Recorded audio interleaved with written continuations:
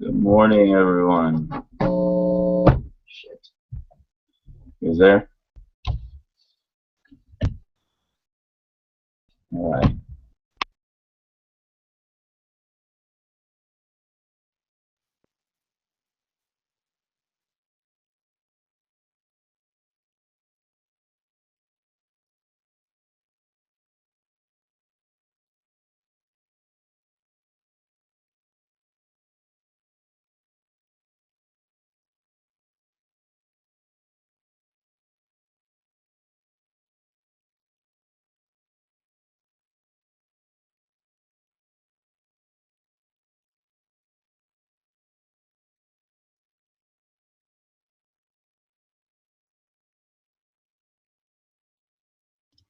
Hey, Caleb, have a good night, morning, or whatever.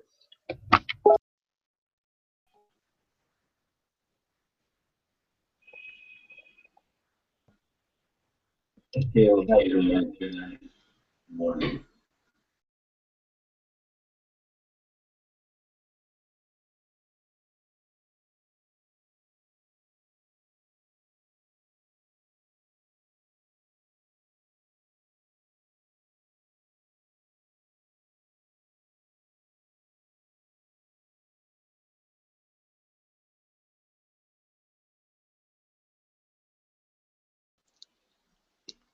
Hey Kathy, can you hear me?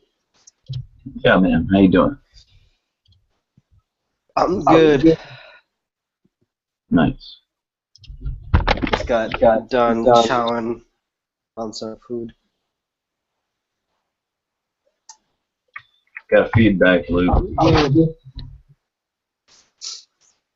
Yeah, I don't think it's on my side. I don't have any other um, speakers going. What's up, Ian?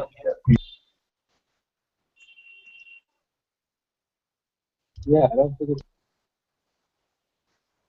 it's your watch page. Good call. I got it. Oh man. What time is it over there? 8:10. The sun just went down about 40 minutes ago. It broke my fast, and Are yeah, you participating with Ramadan? yes, today's the second day. Are you fasting everything, essentially? Say again? Like you fast everything in the day and then you can eat at night? Yeah, sun up till sundown. Or what So about any during the drink? whole day. Huh? Just water, or Nothing. you don't drink it all during the day too? That's right. You can't have anything. You can't Wow. even have an impure thought. Well, who's going to police such a thing? Yourself, your faith. You will Oh, know that that's why you somebody else said is that watching. yesterday. Okay. No, that's good on you, man. That's a really good practice, I think. Fasting is fantastic, especially if you're doing it like in a 20. The closer you can get to like a 24-hour window, I think would be the healthiest. Like eat, like don't eat past 9 p.m. Like eat a big meal at 9, then don't snack or anything. Drink water and such to the night. And then I think, pushing it out all the way until 9. That's called 24-hour intermittent fasting. That's what I do. It's really healthy. I don't know what your habits are, like if you eat further into the night. Um, I'll tell you, after the sun goes down, I have dinner basically, Uh-huh. along with lots of water, lemonade, mangoes. That's about it. Then I'll eat something again right before the sun comes up around 3 No. a.m. Okay. You should, if you are interested, from what we've talked about with ketogenic diet and such, you should try to eat like a really high fat meal with as minimal carbs as possible. Even sugar. I mean, mangoes. I think there's fiber in mangoes, but it's still fructose, so it's still sugar. There's Mm-hmm. definitely other health benefits to fruit though, like phytonutrients and such. So it's like you gotta weigh it out. But if the less carbohydrates you intake during this fasting period, it'll get easier and easier. Like you're not spiking your ghrelin, which means that you won't have any hunger pains this whole time. It's like a I don't have any hunger pains. In fact, I have thirst pains. I mean, I feel thirsty more than I feel hungry. yeah, that makes sense. That would be difficult for me to deal with. I have to drink water all day long. And another thing is I stopped smoking cigarettes, so that's another thirst I'm feeling more than Should the hunger. should balance out here in the next couple of days, though. Yeah, it should. But I It need to do should. that too.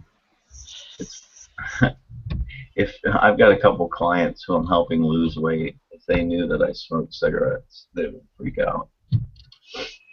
Really? They Yeah. wouldn't freak out. Well, I know it's contradictory to what I'm trying to do. I'm trying to be like a wellness coach, and here I do still smoke cigarettes on occasion. Yeah, it's a bit of a hypocritical bullshit move. Huh? That's what I'm saying. That's kind of like, me doing this 30 days of fasting and still smoking at the same time. Yeah, Just doesn't yeah. make sense. No, I'm getting. It's funny. Eric Dubay put out this video about breathing yesterday, or maybe the day before, about pranayama and breathing techniques and such. And like, it was really good. He did a really good job with it in explaining how overlooked breathing is in this society, how important it is to do it right. So it kind of got me thinking more and more like, okay, I really need to quit smoking. Yeah. What kind of breathing techniques was he talking about? Um, Pranayama, which is just deep nostril breathing, essentially, um, used in like a meditative way. But you see, I've done that for the past 15 years of my life with what's called Vipassana meditation. It's focusing on your breath um, to clear your mind. If you focus your mind on an autonomous body function, then you cannot have thoughts. It's a weird little trick of the mind where like if you have a bunch of rampant thoughts and you can't get out of your head, if you actually focus your attention onto the sensation where you feel breathing coming in and out of your nostril or mouth, it'll clear your mind. And I mean guaranteed every time. So I learned that technique a long time ago, and I practice it quite often. Um, so this was a good refresher. That Dubay video is definitely worth looking at. It's not like spiritual stuff. Or like Hindu teachings or anything. It's just Mm. really good information. I thought it'd be like the meditation of some sort. Well, all meditation is just focusing on breath. He doesn't get into like the spiritual side of it. He really just explains um, having controlled purity of breath is one of the things that is highly overlooked in the Western world. You never really hear people discussing it because we just do it, without thinking. But if you focus your intent on breathing a certain way, you can have tremendously positive effects. And he was right. I actually did a couple of techniques while I was listening. And it's pretty good. It's a good video. I give him credit. I Definitely gotta worth clear it. my nostrils first. I caught this cold. I can't really breathe too well, Oh, so the breathing, telling me about breathing is actually not do you not a got? bad idea right now. Is it culturally accepted to use neti pots out there in What Bangladesh? pots? You ever heard of neti pots? Neti pot? Is it like a plant? No, no, no. It's this little pot that you put water in that you pour up your nostrils. I heard it's Ah. something that's done a lot out there in India and in that region of the world rather. I didn't know if you ever heard of it, but apparently it clears up sinus infection Well, immediately. I have this thing called saline water, and it's in a little tube format, little bottle format. I think I could put that in my nose. It would clear it up. Yeah, they recommend that saline water. Yeah, just Google the word neti pot. N is in Nancy, ETI. It is a function of health. Like a lot of people do recommend it when you like apparently it clears up black bags under your eyes if you have like perpetual black bags. Really? Apparently, yeah, if that's why I mentioned it from like that region of the world because Indian people tend to have like darker circles under their eyes just genetically, I suppose. And I learned the trick from because I have that too. I have that problem with the perpetual black circles under my eyes, and so I learned it from an Indian man who said that that's what they use over there to clear it up. Hmm, all right. I guess I'll take a look at it. Oh, Hey, look what's at up, Snack? it. Nice cat, dude.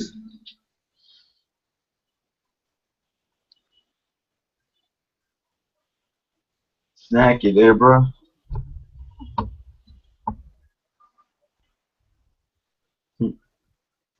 Yeah, I just had some coffee to reheat quickly before I got on. You good? I Hey, heard I heard a conspiracy theory that cats are. hey, yeah, healthy. Your cam's on again. I don't know if you know. We're looking at your cat Yeah, cam. show my pussy. Oh man, live and direct. That's I'm a great. cam hoe. Ooh. So I heard that a conspiracy theory once that cats are actually an alien race here to observe us. That's why they're indifferent, and that's why they are worshipped by several cultures. So if you have a cat, then oh, who do we got here? Good morning, Tim. How you doing, bro? What's up, Timmy? Aw, guess I'm not gonna share this now. Hi, Tim. What's good, man?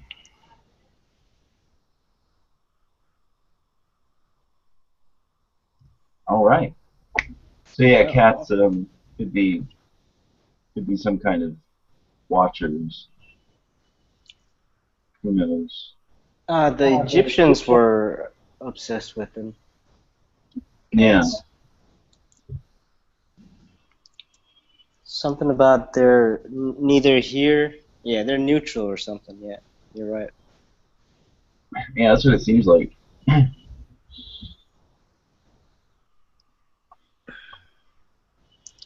I'll be right back.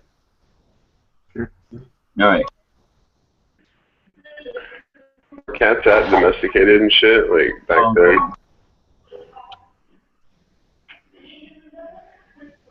I mean, like dogs. You know, there's like fucking 1,000 different types. Was there that many cats back then? You got like Abyssinians, Himalayan, Persian, Grecian. You got some African cats. You got savanna cats. Ooh.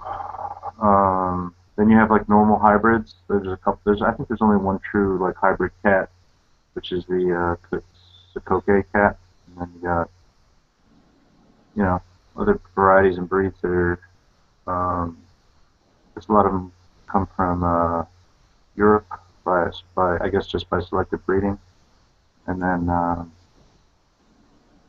yeah, then you got big cats and stuff like that. Yeah, but as far as domesticated cats, I think their origins are you know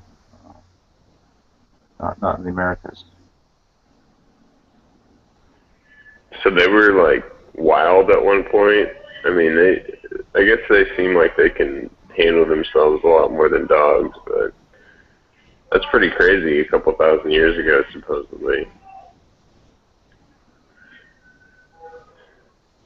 Yeah, I always wonder about like there's some wacko statues that they got, like these like griffins and stuff, like a piece of this, a piece of that, like turn into one animal.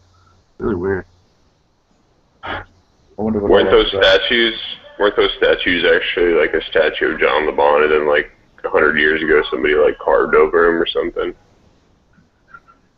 Yeah, those. I mean, just like all like the Chinese, like the food dogs. There's like a lot of mythical beasts that are put into sculpture and then just thousands of years old. Hi guys. Yeah. I have a small little theory on those half man, half animal statues. My small theory from all the research I've done has to do with the psychology. Um, what they were doing is bringing in the psychology, say the attributes of certain animals have certain attributes, like lions or the kings of the jungle, the masters, and you got the cats also, like the smaller cats having the same kind of attitude. The falcon with the eye, how they could see far, all those little things, little nuances. Well, what they were trying to say is that if you observe nature in the proper way and you actually you can So take in you're the saying it's kind of like an animal totem that they kind of encoded into one beast? yeah, they're like saying, No. look, if you're a man and you take on this attribute, you will actually, if you take on the falcon attribute, you can see a lot farther. Your eyes are wiser and stuff like that. Mhm. You know, it's Okay. more like So it's like a primitive, like kind of animism, if you will. yeah, yeah. It's not really like oh we clone men with animals. No, it's not that at all. It's more of a mind thing than anything else. Well, I mean more like the griffin. You've got like dragons that appear to have like rooster legs, but then they have got like they got like snake parts and all kinds of weird shit like that. Just like an amalgam, like some kind of video game beast that might come out in a in the dungeon somewhere or some shit. I don't know. Just a thought. Oh, We're it's all that really mythical. But I guess it is a terrible image, right? Like to behold by the mind. So maybe it represents some amount of psychological control just because of the whoa, just the whoa of it all. Yeah. I think it has something to do with maybe they were portraying women like a snake, like some kind of venomous snake, than like a cat. That's my opinion. That's my theory. I'm not in a developing room like that dude, but like, Oh, you or mean like like some kind Greek mythology? You're referring to like Medusa and the woman, that sort of thing. The yeah, woman. yeah, and that women are a bunch of snakes. Yeah, exactly. Hmm. funny. I almost feel like that the snake-headed stuff like that almost feels like it resonates with the dreadlock kind of iconography or the image of that. What do you think? Yeah, Medusa's always got some like fucking snake dreadlocks, like little snake dreadlocks. So Yeah, yeah, exactly. and like that's the Medusa's the Mediterranean. I don't know. It could be based on an old like who knows like how many warlords have risen and fallen, that are not recorded by history. So it could be based on maybe some pirate chick that had dreadlocks, and we just don't know that, and it becomes mythologized. I don't know. It's funny to just speculate about the origins of mythology and shit. But anywho, Maybe she was such a beautiful woman that after a while she was fed up of being looked at or whatever and decided to curse the people every time you looked at her. Well, if you look at her too much, well, you're gonna turn to stone. Who knows? That's like any woman, really, in my opinion. I think, yeah, I think they turn you into stone, basically, if you stay with them after a year or more. So maybe that's what they were trying to tell us. They were trying to be like, this bitch is a sphinx, this bitch is fucking Medusa. You know what I'm saying? So, I don't know. yeah, Let you me just guess. like avoid that. Yeah. Let me guess. You're single, right? So am I, actually. Yeah, man, I've had some doozies for sure. Yeah, it's hard to find a good woman these days that actually has a brain. I don't want to talk against women. Sorry, nothing against women at all, especially the weak ones. But the ones that aren't awake and have egos, stay away. No, I think the awake ones probably can understand that a lot of them are very superficial. A lot of them are very like Snapchatty, very Twitter based, just very instant gratification kind of shit. So they'll hop from one to one and like nothing. So yeah, I think the ones that are awake can see that. I mean, even if that will say that all women are snakes, basically. So I think they know. Which is good. At least they're aware of it. Some of them are. Man, I'd be gay, but I don't fucking like men and shit, and that just doesn't work out for me and shit. So, like, I mean, I would double my wardrobe, you know? I mean, but, like, I'm just not down with dudes, so I don't know. Maybe I can work on that. I don't know. You could probably clean up nicely, I suppose, Tim. They'll put the effort in. Oh, yeah, dude. Couple, I get hit on every day by gay dudes, dude, literally, but not by women. Tim, the hard work is over. You know, just bend over and accept the reality. Dude, no, they would be bending over if anything. But even at that, I'd be like, man, you gotta be a woman. I'm sure you can probably find some kind of proposition that fits. I mean, there's different solutions for different people. So, good luck on your quest. Man, thanks, man. It's an EverQuest. There may be like a mythos that we can like refer to, at some point. Maybe we'll discover that, and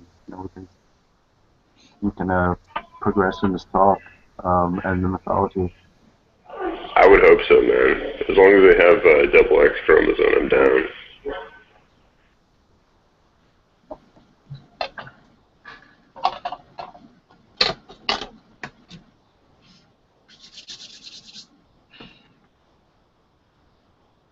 Wow.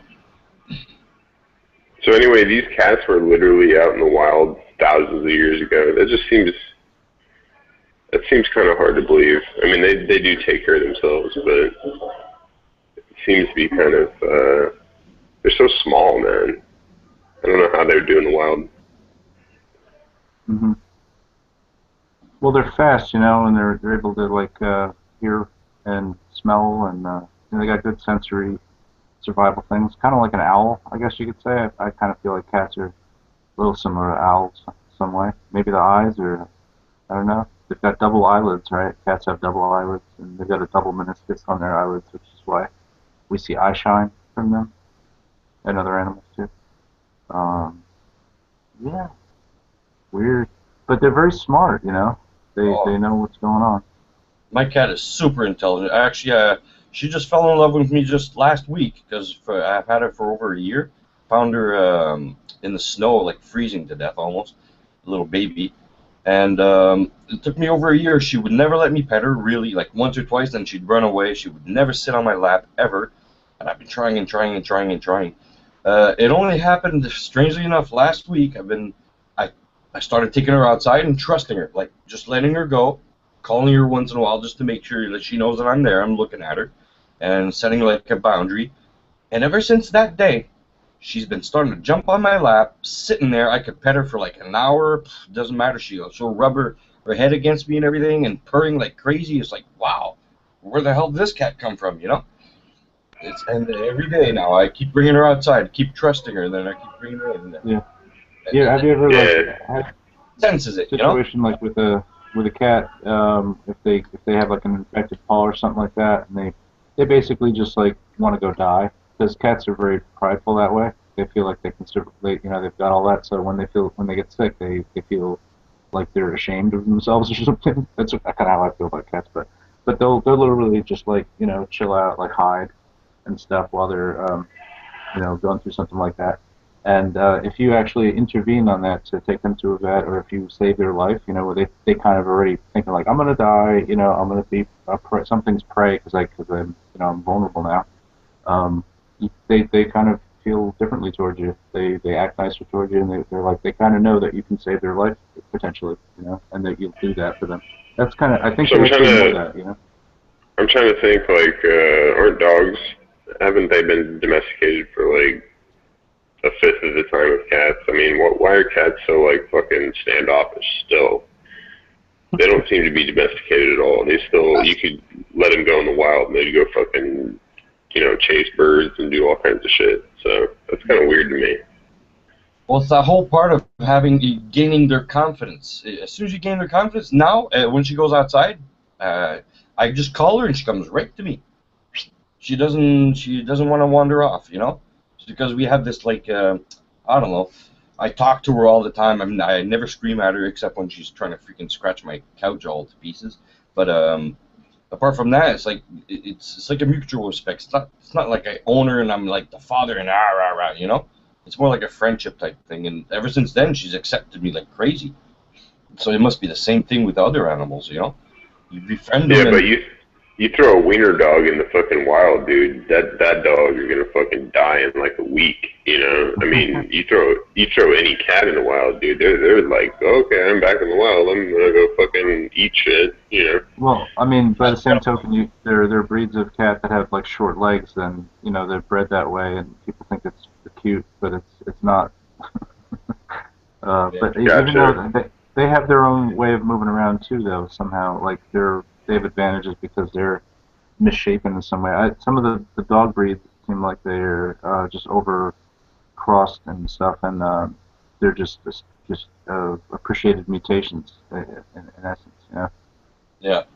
Like the poor little like the poor German shepherds that got overexposed and they got those bad and everything. God, a lot of freaking. I had a couple different German shepherds that had hip problems. Dude, they all do. German shepherds always fucking have hip problems, man. Those big dogs always have issues. Yeah. They were ill-bred.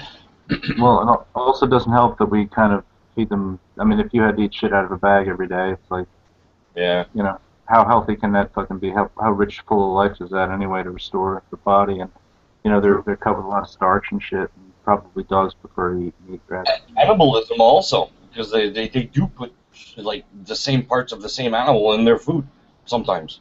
I've heard about this. Mm-hmm. Pretty fuck like roadkill. If it's still good enough, yeah, they'll use it. Really? Yeah, they'll stick it in the food. Huh? Yeah, Anyway, yeah. So are we taking an anti-pet stance or what? Doesn't seem like it's possible to really feed them correctly, but also we have the same problems ourselves. So I mean, I'm not going to put the animal forward person. I think Uh, if you ask Patricia Steer, you could probably find a vegan diet for your kitty cat, and I mean, and for your dog as well. So they'll be straight at that point, I'm sure. Vegan fruits and vegetables, man, straight up. yeah, we need it. well, vegan pets. Yeah, I never thought about that. Hey, look at that cute. Oh, two little doggies.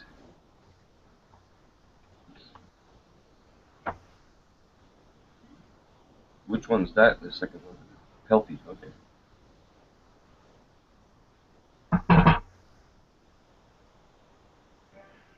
Isn't it kind of weird though? I mean, truthfully, that we take such friendship with dogs and be like, fuck the cows, fuck the pigs and shit. I mean, it's kind of odd to me. Yeah. Well, pigs. People. Some of them have pet potbelly pigs. That's not. People have all types of weird pets, but yeah. Cow's a tough pet to have. I imagine you got to have a single floor house. Um, A lot of hate. well, apparently you can't get a cow to go downstairs. You can get them. They'll go upstairs, but they won't go downstairs. Apparently,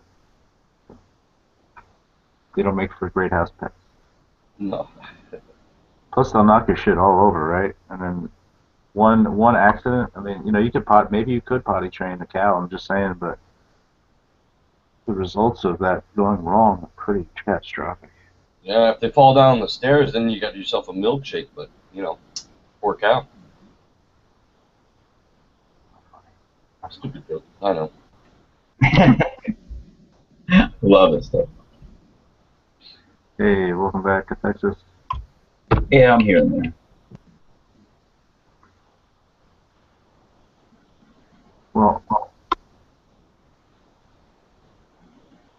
yeah, I guess it was a pretty action-packed late show, but I was asleep, so I do not know. Yeah, I fell asleep right around midnight also. I Past few just days. cut in when it was talking about Mount Rainier, so I was just doing into that for a second, and then everybody just up and left. So, but I think they've been going all night at it or something. Yeah, it's getting crazy these past few weeks. 24 hours a day, 24 is just turn on your freaking computer and there's a channel for you. Yeah, that was what the goal was. You know, it's funny. Andrea kind of set up that whole platform. Andrea Sensi. He's on vacation right now, which I don't know how he runs this when he's not on vacation. He's got Yvette taking over and a couple other people. Yeah, Yvette's doing it right now, essentially. So I think Andrea comes back this week. And he's going to take it back over.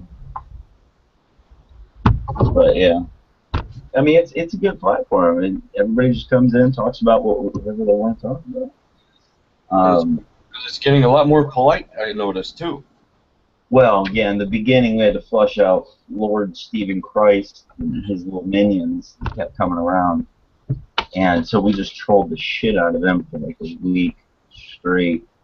It was funny. If you go back and look at some of those first videos on Andrew's channel, and even the ones here on Yvette's, there were some really epic moments where LSC took some big hits. Like we were sitting there doing like 3-hour exposés on Cyrus Teed and his connection to David Koresh and pointing out how much of a cult that Steve's really trying to do. Like I don't think everybody ignores Steve and act like, oh, it's not a big deal, he's just some crazy guy. No, he's preying on people's consciousness. Like he really is preying on weak-minded individuals, and he's deceptive, and I don't know. I just don't consider that something to be ignored. Like that needs to be brought out into the light. You're right. Same thing with flat earthers, man. Yeah, for sure, dude. I mean, fuck anybody who questions, you know, the mainstream cosmology. Like, seriously, these people are retards, and we shouldn't listen to anything that anyone has to say about another possibility of what could be.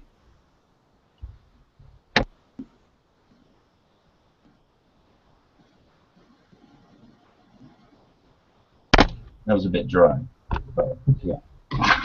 Who gives a shit?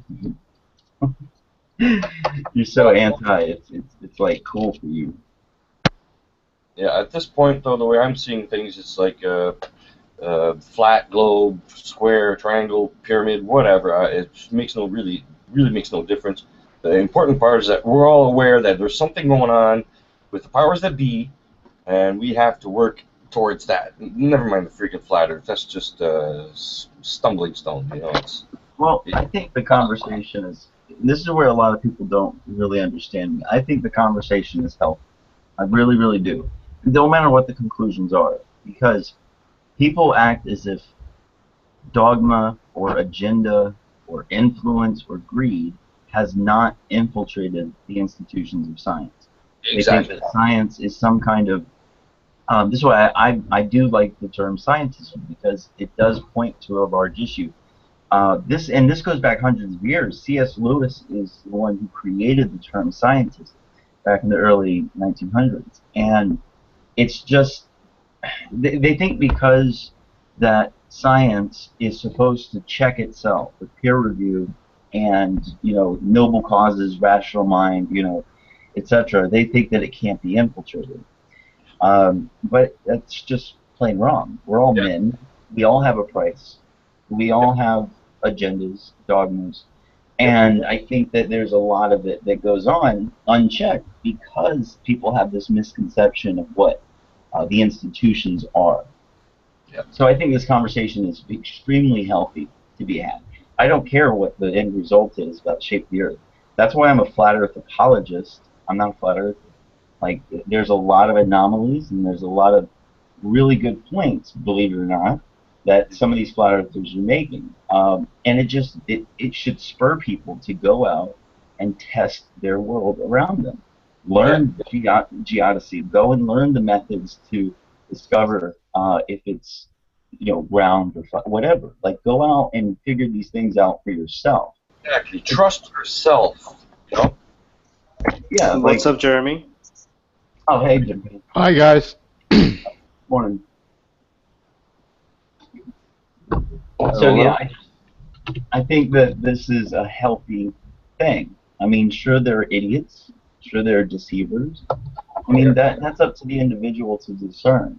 And I don't think that the conversation in and of itself is unhealthy. I think it's actually very healthy. But you have a lot of people who want to stop people from even going down this path of looking into anything alternative. I mean, if you think about it, all we're doing is learning other cosmologies.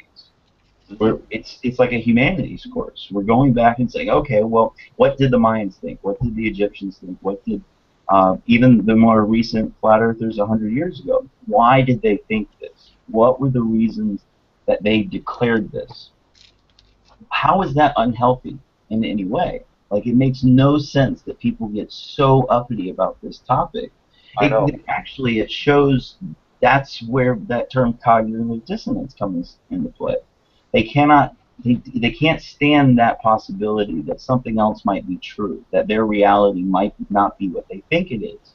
Exactly. So they respond very vitriolically. I think you're being a little bit unfair there, Alexis. I mean, I think you're being very reasonable. What you're saying about science and scientism,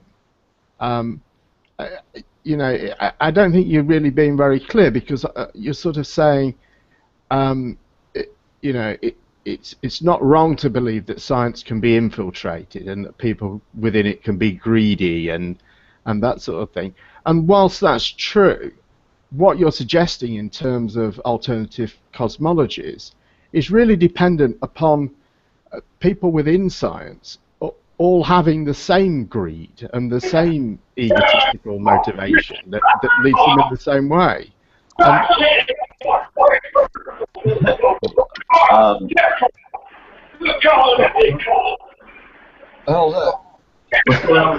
What's that? That's interesting. So, what's going on?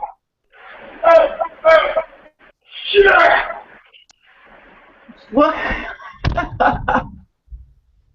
What'd you do to that poor guy, dude? Did you tell him about the flat Earth? Yeah. Did you tell him the Earth was a globe? Was he a flat Earth? Oh, no, dude. That is actually a flat earther right there, man. He's, Can you please just put him on camera for a sec? Ask him if the Earth's flat around. I would love to see that answer. Can you just, yeah, if you don't mind, just like go up to him, ask him if he wants to just be on YouTube for a second and talk to the world, and see, you know, is the Earth flat or is it round?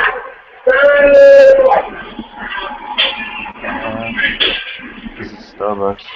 Do it. You think Earth is flat, man? Yeah. You think so?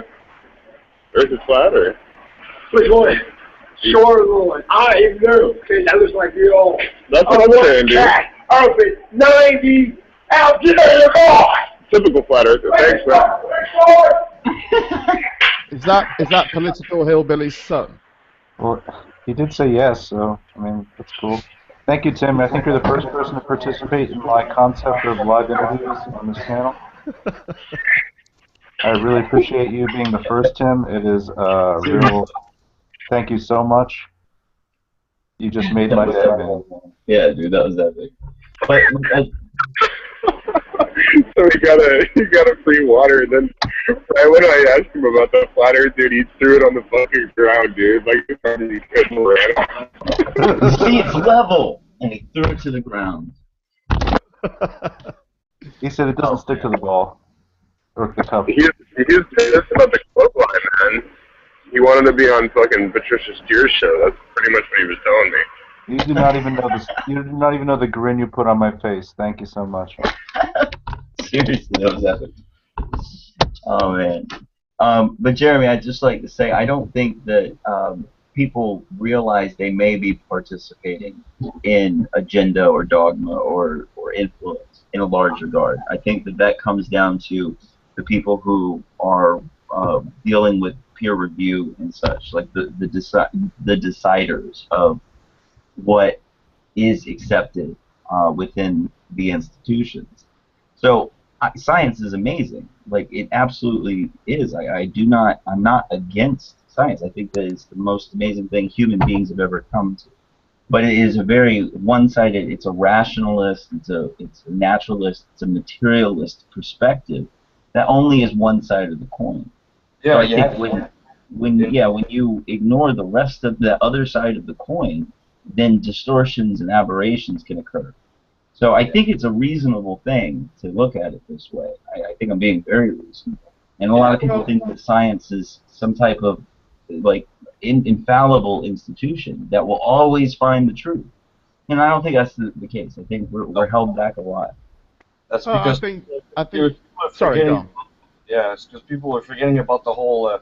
You have to bring both sides into it. You can't have science truly without the senses and your own feelings and your own humanity into it. If you don't bring that into it, you will never make it truly accurate. Apart from like 1+1 makes 2 and 2 balls falling and moving, stuff like that. But if you don't bring in the fantasy aspect of it, in other words, you will never really advance. And that's why most of the best scientists usually are the ones that go kind of against the grain in a certain sense. It's like, yeah, they'll do the science. Science is good.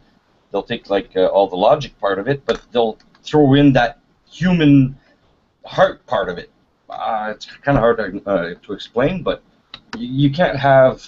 It's like you can't really gauge something unless you have both sides of the story. You know what I mean? I agree. See, science, just real quick, science is a method. It is not a thing in itself.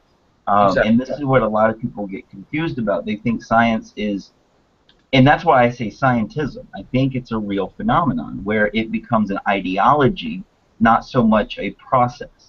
Exactly. And I think when it's brought into that realm, an ism, it becomes dangerous. Well, Yeah. I mean, I think that I'd agree with you that science it does only deal with the natural, but I don't think that means it's ignoring anything. I mean, it is, but sort of by definition. But Okay, well, I mean, its job is to deal with the natural, isn't it? So it ignores everything that isn't the natural, if you like. Yeah, but we talked about this. I mean, it comes down to axioms. And when you're dealing with what we call science of this age, it is a materialist, naturalist perspective. And if you were going to go look at the philosophy of science and look back at the axioms of why it is that we've gone in this direction, it only gets us so far because there are things that could possibly be that we discount in this materialist system. We say that there's no way this stuff could, it's pseudoscience, it's paranormal, or whatever the case may be. I'm not talking about ghosts and shit. I'm talking about energetic phenomenon that it's not on our radar because we're looking for quantifiable material, so to speak. So I just think that we need to broaden our scope. We need to add kind of another set of science that works with it. I think it's only one side of the coin that we have. Like, what's his name? Sheldrake. He made a thing on TED Talks. He was actually banned because talking exactly about Amazing. Yeah, Sheldrake gave me a lot of really good. He put me in a good direction a couple years back when I saw that, and I was shocked that I hadn't thought of it like that before. And so I recommended that to you, Jeremy, the Rupert Sheldrake TED Talk. I've seen it. Yeah, I have seen it. And you have a lot of devout rationalists, devout materialists who try to contest what he's saying, and he has a bigger case than what those people are giving him credit for. He does. I just don't know. I mean, what is it then that we would study? How would you go about studying something which is first of all, the system which you cannot have any kind of empirical evidence of by definition? Well, first it has to have the possibility of study to begin with.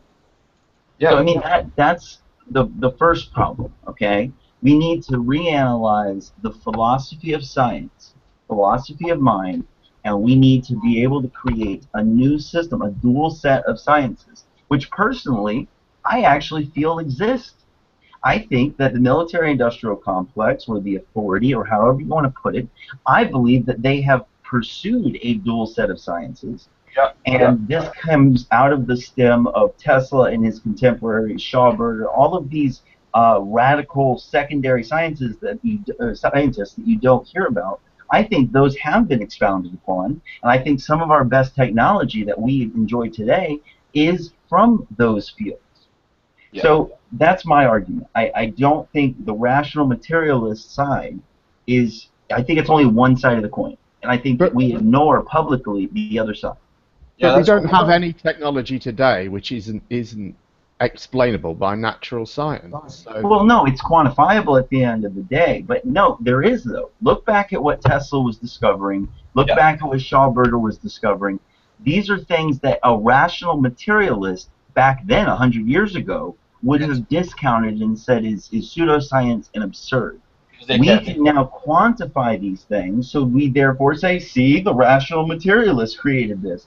But it's not. These were mystical notions at one point, and it's only because we understand it now that we're able to quantify it.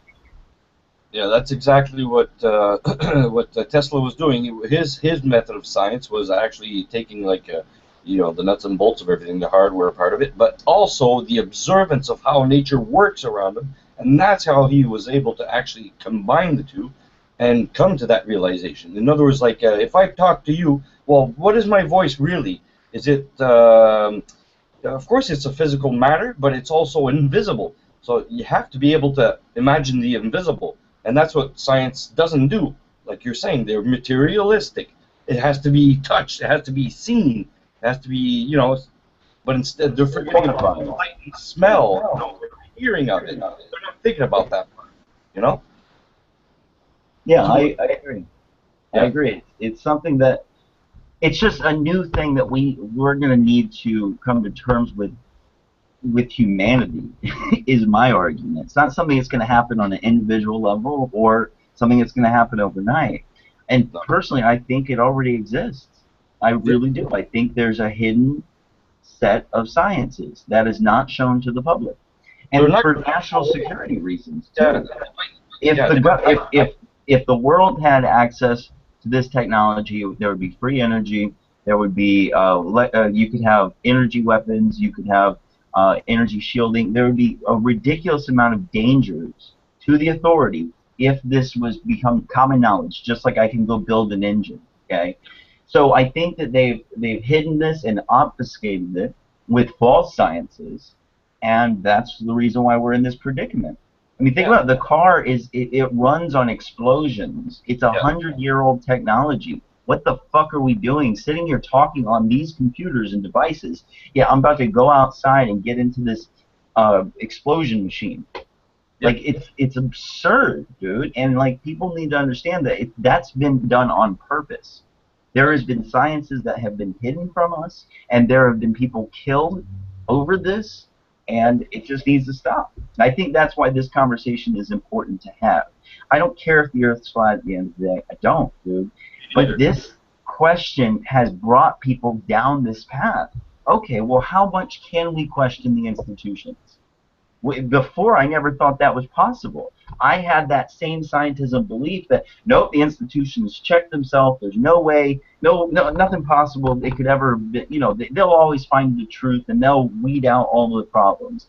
But it's not true. It really isn't. There's tons of dogma, tons of agenda, and I can point to quote after quote, to book after book.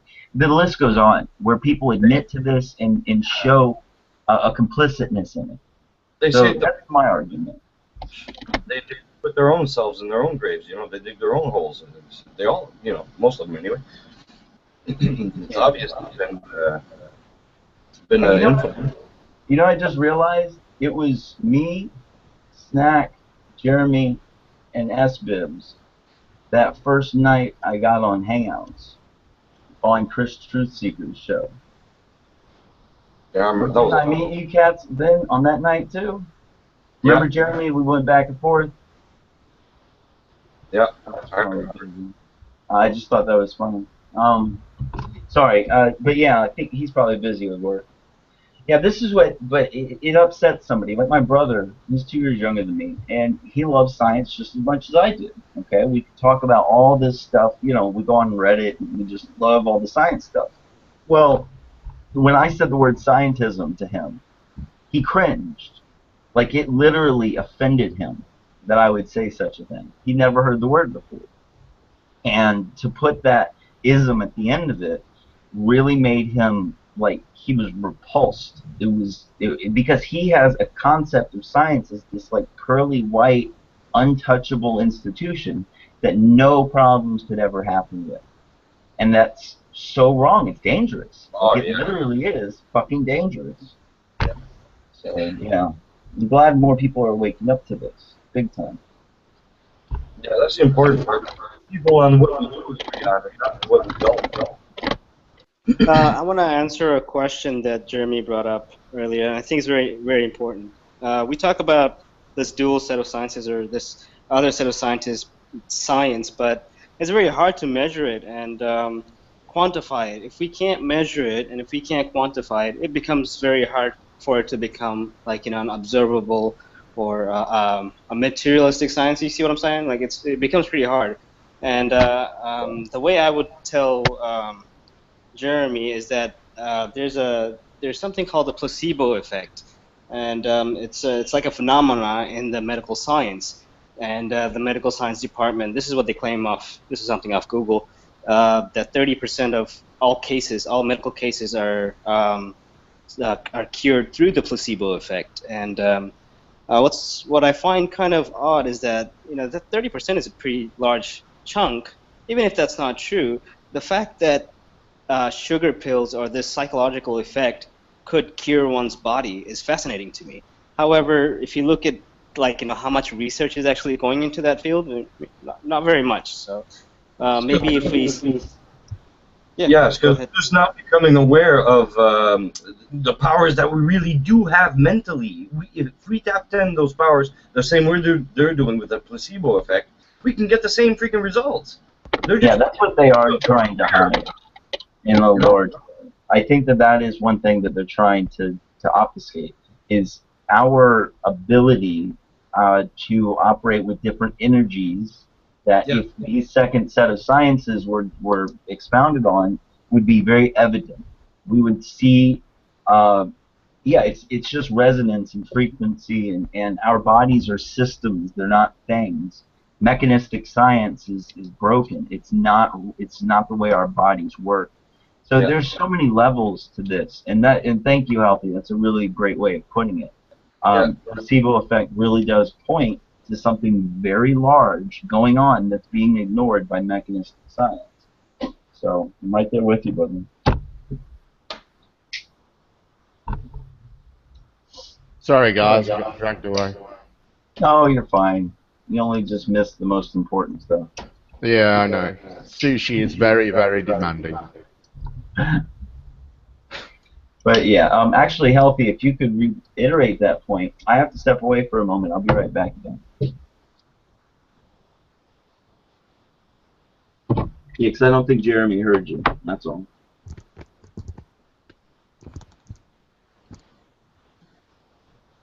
Maybe he's gone too. Maybe you can reiterate it. I won't make you repeat it. It's my fault. Sorry I missed it. I'll listen to it later. No, fair enough. But really, it was just talking about the placebo effect kind of points to another facet of this secondary science type understanding, that energy and frequency and things along that line are being kind of obfuscated through mechanistic materialist sciences.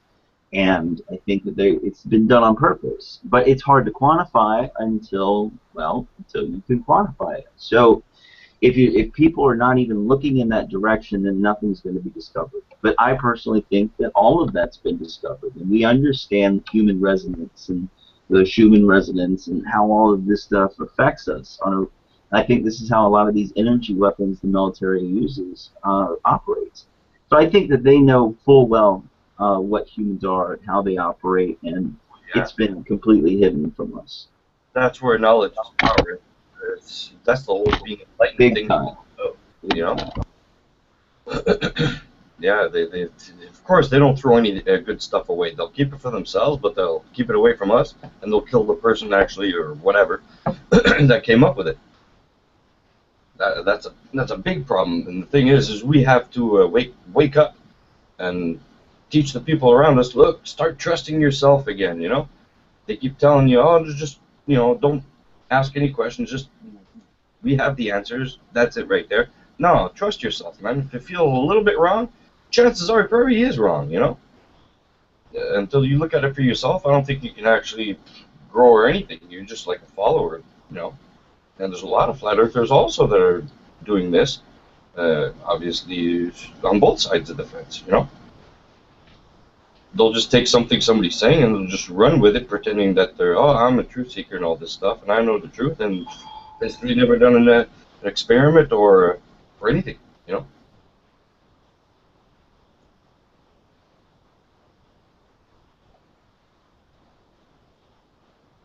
Any questions in the chat? Does placebo effect apply to 30% or 100%? I don't know.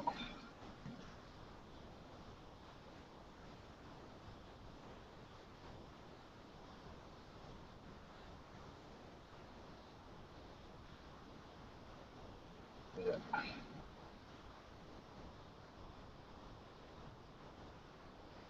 Guess I'll take a break too.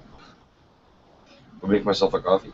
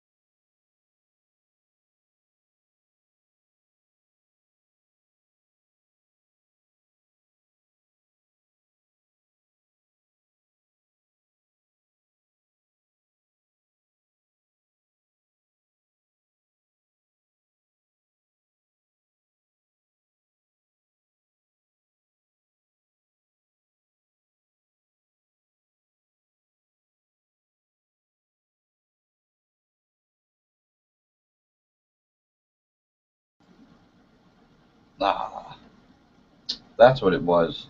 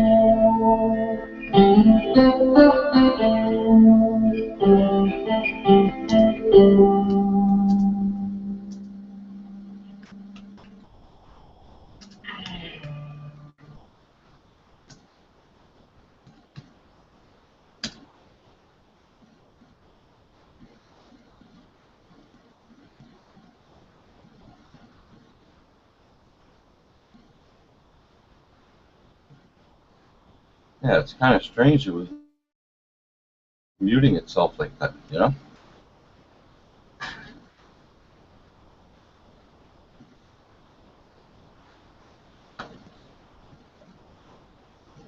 Hey, anybody else got non-copyright songs I can go and look up real quick?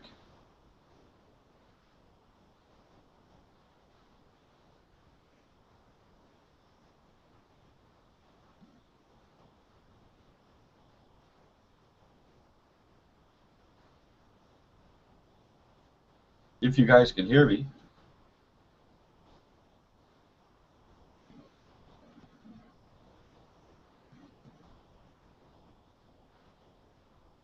Pliny Sweet. Okay.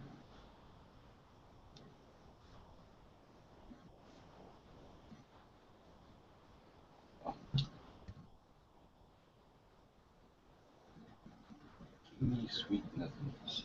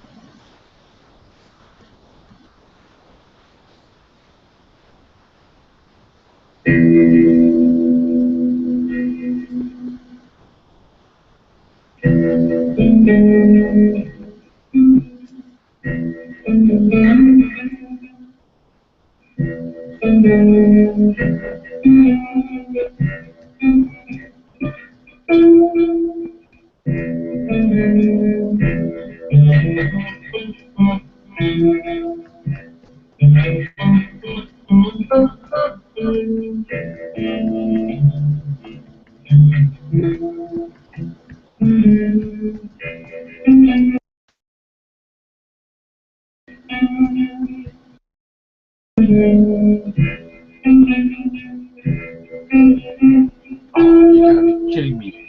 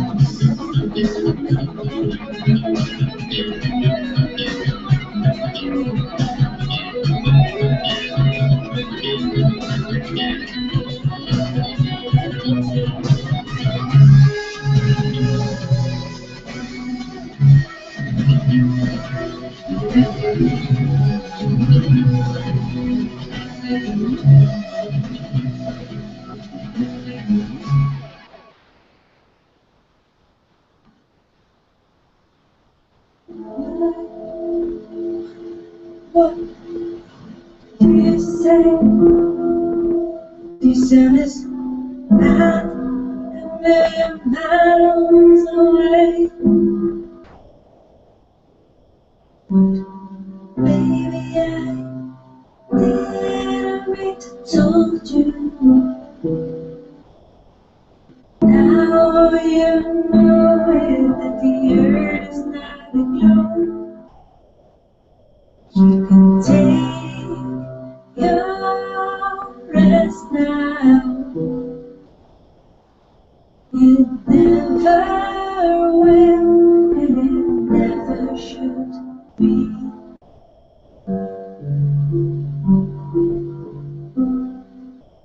Spinning love, a spinning love.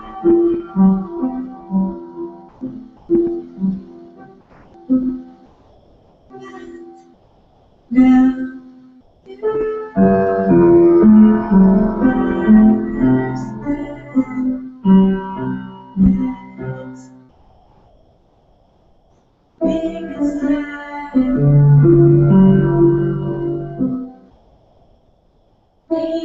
human history.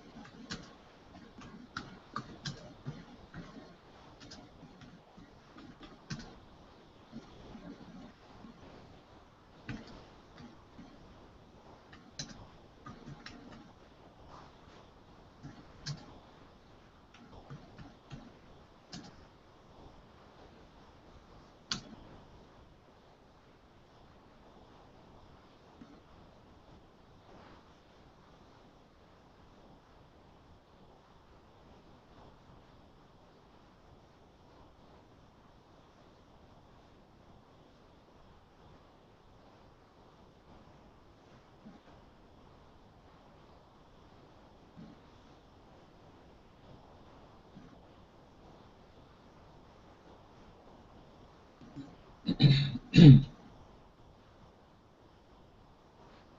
Snipe. Hey, what's going on? You guys can still hear me? Good.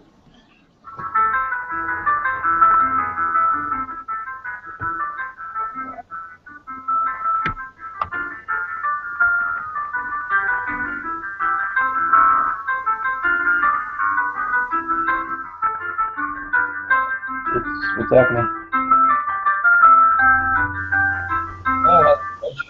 Getting ready for in about 20 minutes to half an hour. Gonna be on another hangout with actually playing live music. We're gonna try anyway.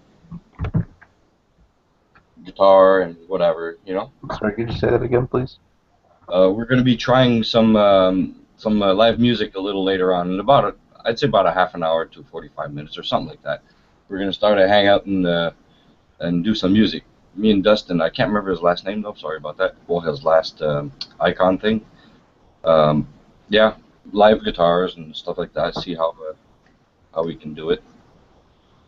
Should be interesting. Yeah. So I just thought I'd put on a few non-copyright flat Earth songs. You know, a couple of mine and a couple of other ones. GK's pretty good also. That was the last one. Oh yeah. Anything you want to talk about real quick? Or? No, I guess not really. Yeah, it's turning out to be one of those days. Everybody seems to want to I probably relax. ought to get going anyway, so I'll probably be out for a little while. Yeah. Where are you from anyway? In England? It's something weird with my volume here. Pardon me? Oh yeah, sorry, I probably can't hear you. Okay. Good now. Oh boy, you're breaking up a little bit, I guess. Yeah, sorry about that. Can you hear me now? Yeah, yeah. Yeah. Oh, I'm probably just gonna get out of here anyway for a little while. Cool. Yeah, be back in a couple hours. Catch you later. All right, bye-bye. Bye. Yeah, I'm gonna go ahead and step out also because gotta get ready for the other hangout. So I'll catch y'all later. Thanks for listening to me. Ciao, guys.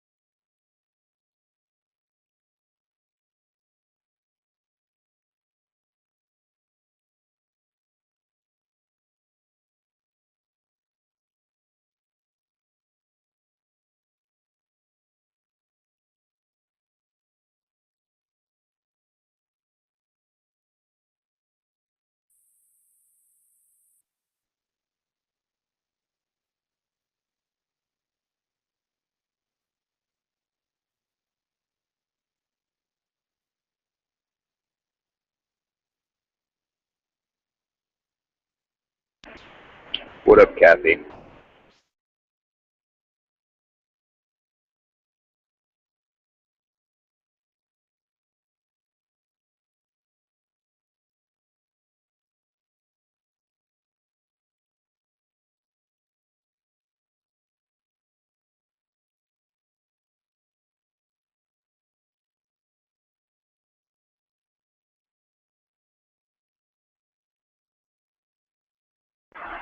We got to keep this show going 24/7, y'all.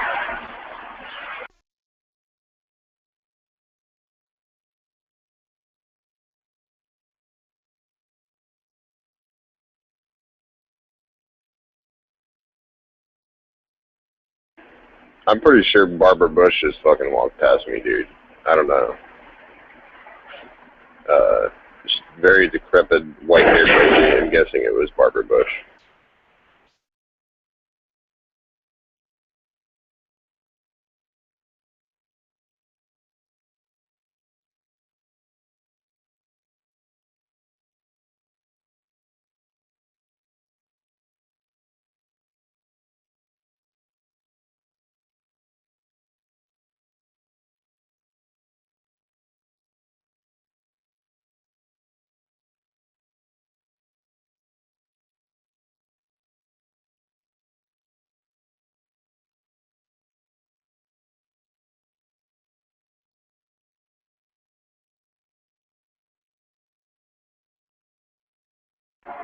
Is Kathy jerking off or what?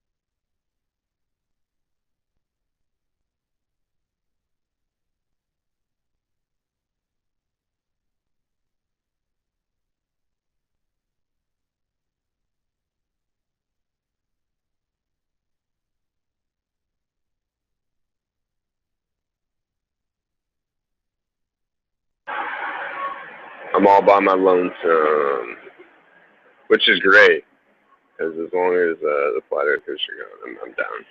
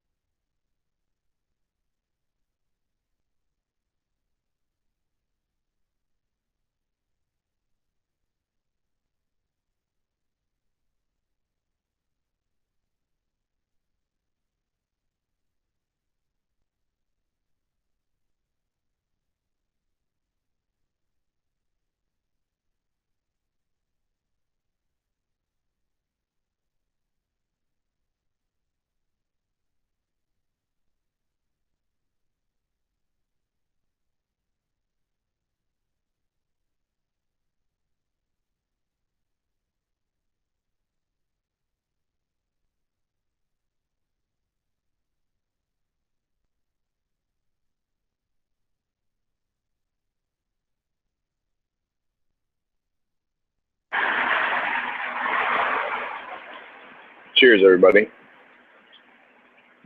It's almost 9 a.m., so got to have a little wake up call. It's my Starbucks right here. It's a pumpkin ale. Definitely good for the bloodstream and such. So, cheers.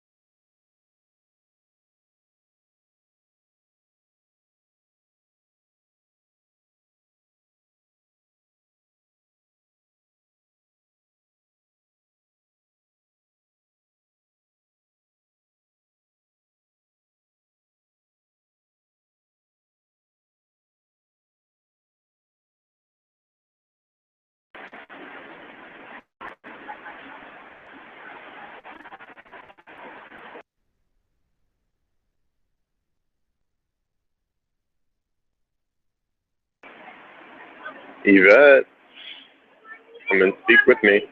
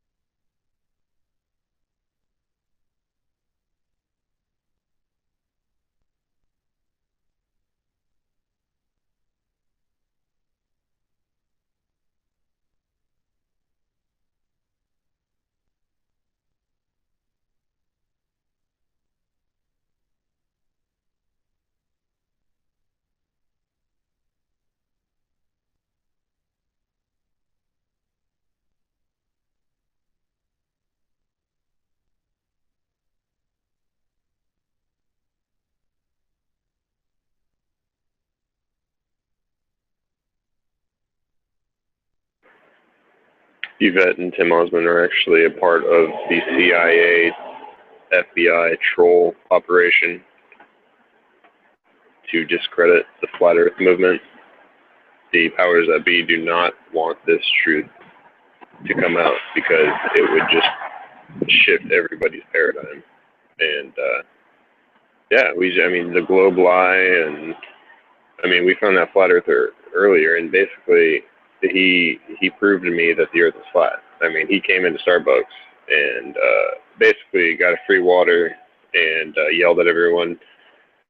And then he was very upset, and so he threw his water down and proved to me that water remains flat because when he threw his water down, it was flat. It was not curved. I mean, I see no curvature of water.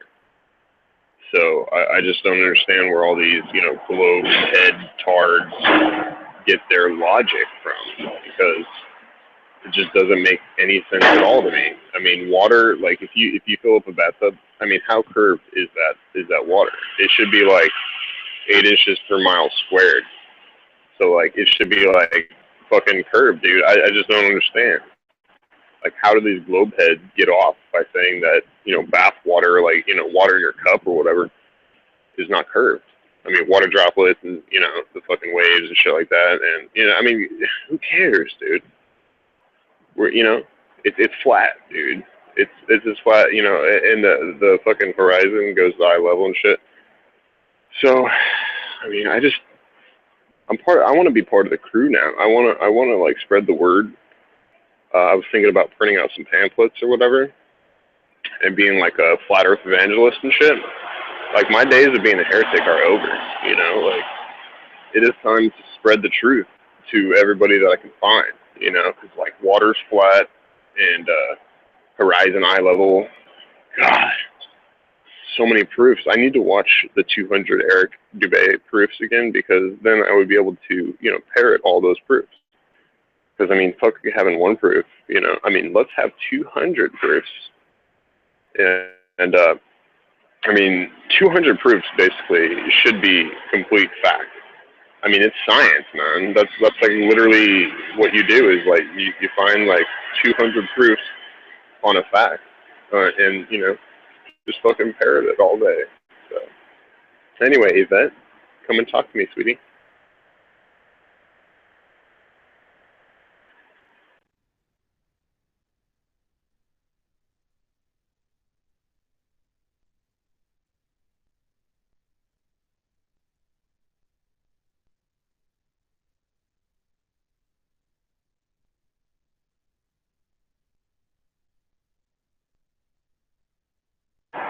Yvette has just informed me that she is just providing the form, and I made her sad. So we are all emotionally invested in everything, and we are not able to open our mouths and talk to people about it. So, Yvette, come on, girlie, come on.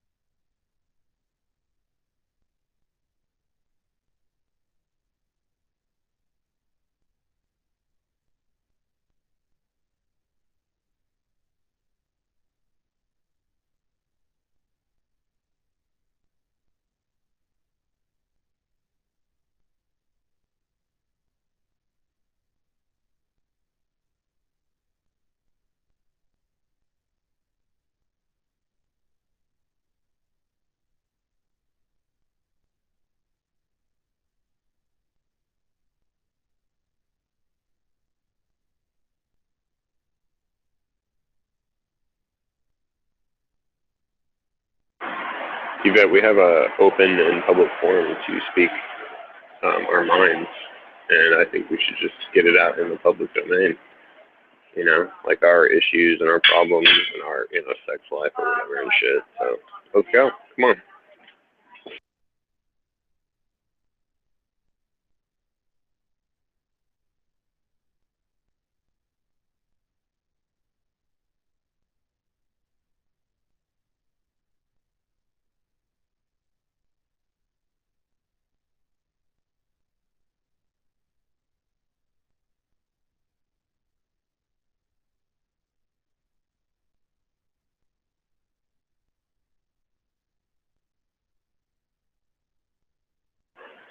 Yvette and I are actually secret lovers. I infiltrated her through her panties to disrupt and obfuscate the Flat Earth movement. This is why she won't talk to me anymore, because I actually, you know, I fucking took back on the big D. So, you know, she wants the big D back, and she's upset, so she won't talk to me. And it's very unfortunate.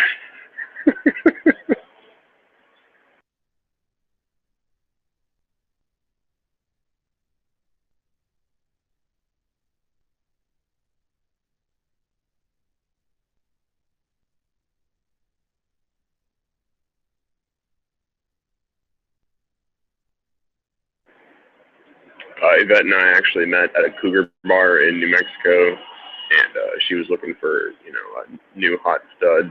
Basically, she found me, and she's very happy with me. So, you know, she believed in the flat Earth or whatever for a bit, and then, you know, I hired her on the CIA, FBI, Shield Turtle Task Force, and basically she's here now, and she's actually making this forum for people to talk and be anti-flat Earth, so that we can promote our agenda to obfuscate, like I said, the flat Earth movement.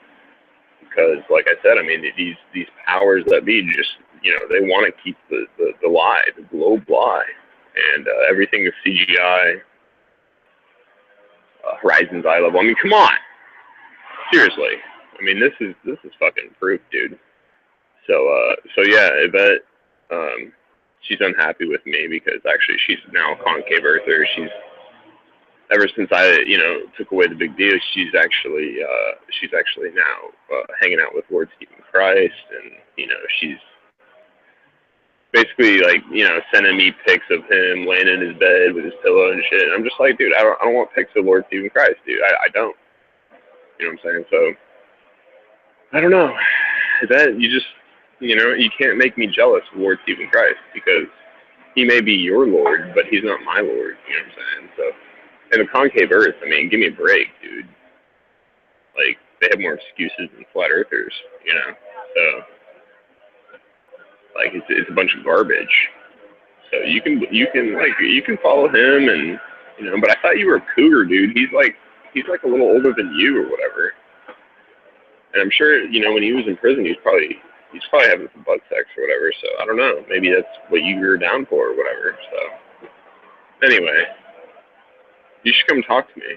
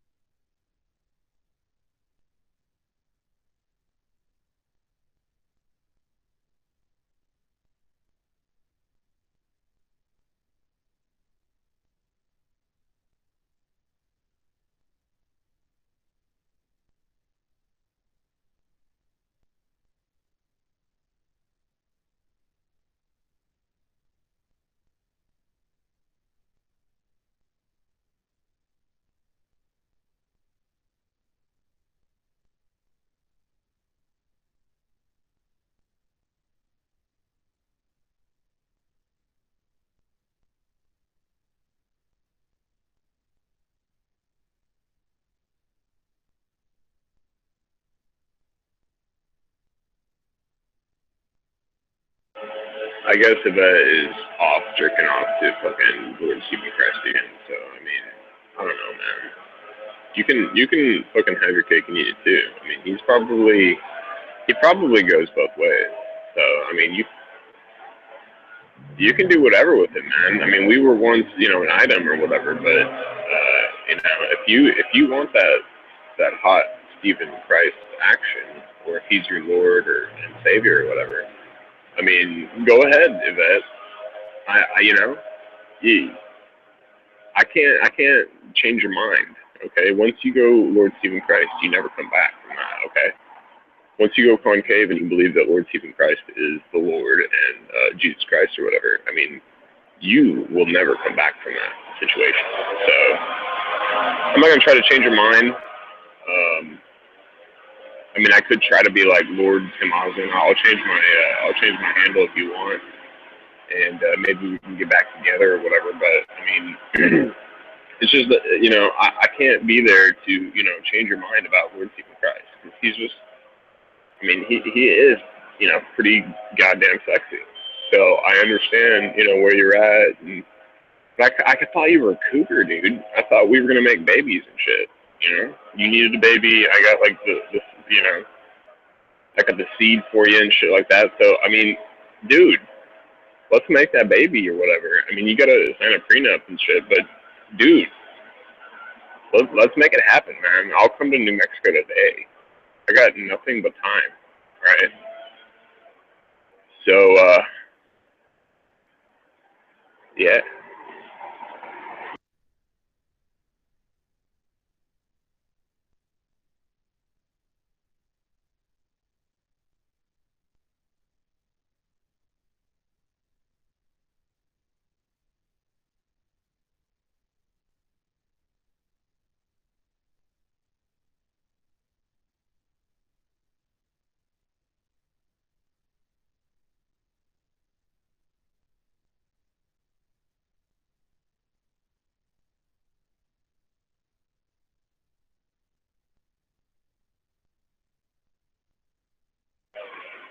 But I know you're interested in getting with John LeBon. I mean, John LeBon is a smart dude, and he's got that hippie-esque kind of shit going for him. So, if I was a chick, or if I was like homo or whatever, like some kind of tranny that likes dudes, or you know what I'm saying, like I don't know, some whatever, I'd definitely want John LeBon too. I mean, he would wear sandals and he would tramp all over you. I mean, he would get down, dude. So you guys could like smoke some bugs and shit. And, I mean, why is this a monologue, dude? Well, seriously, like, why don't you come and talk to me about your interest in John LeBon? Because I can definitely help you out with that. I mean, he's probably like surfing and shit, or I don't know, fucking smoking buds all day. He just, you can't like handle that kind of skepticism, dude, because he'd be a skeptic of like if you guys are together or whatever, and he'd be like a skeptic if that was his child. And I mean, dude, that kind of skepticism would actually ruin the relationship. So just get back with me, dude.